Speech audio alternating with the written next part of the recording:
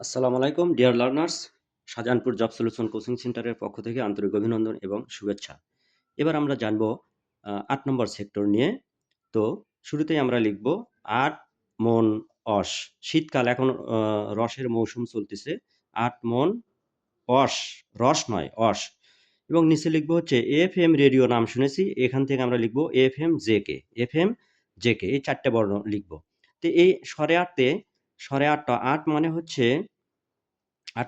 ৮ নম্বর sector. ৮ নম্বর sector এবং মন হচ্ছে major M A Manjur. Major major M A মঞ্জুর। মঞ্জুরের নাম থাকবে। মঞ্জুর থাকবেই। হ্যাঁ? যে ৮ নম্বর সেক্টরে কে কোন সেক্টর কমান্ডার দায়িত্ব পালন করেন। তাহলে মন গেল। এবার হচ্ছে অস। এই অস হচ্ছে আবু ওসমান চৌধুরী। মেজর ও দন্তেস অস হচ্ছে মেজর আবু ওসমান চৌধুরী। তা আবু ওসমান মানে ওসমান থাকবেই। আবু ওসমান চৌধুরী। অপশনে ওসমান অথবা মঞ্জুর এই ২ টা থাকবেই। অস। এই হলো ৮ মন অস। এখন নিচে যে অঞ্চলে সেক্টর কমান্ডারের দায়িত্ব পালন করেন সেটা হচ্ছে এফএমজেকে। এফ মানে হচ্ছে আমরা ২ নম্বর সেক্টরে পড়েছি ফরিদপুর জেলার পূর্বাঞ্চল। তো এই সেক্টরে হচ্ছে যে ৮ নম্বর সেক্টরে সেই ফরিদপুর জেলার পশ্চিম অঞ্চল ৮ নম্বর সেক্টরের মধ্যে যাবে।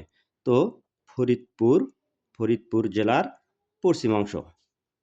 ফরিদপুর জেলার পশ্চিমাঞ্চল এবং হচ্ছে এমতে হচ্ছে এই এমতে অনেক কিছু ৮ নম্বর সেক্টর খুবই ইম্পর্টেন্ট। এম হচ্ছে মেহেরপুর জেলা আসবে এর মধ্যে। মেহেরপুর জেলা আসবে। তারপরে মেহেরপুর মানে মুজিবনগর আসবে। হ্যাঁ? বৈদ্যনাথতলা, আমবাগান এটা আরকি। মুজিবনগর এটা আসবে। মেহেরপুর জেলা তৎকালীন সময়ে। তারপরে যেতে হচ্ছে যশোর জেলা আসবে এর মধ্যে। যশোর জেলা।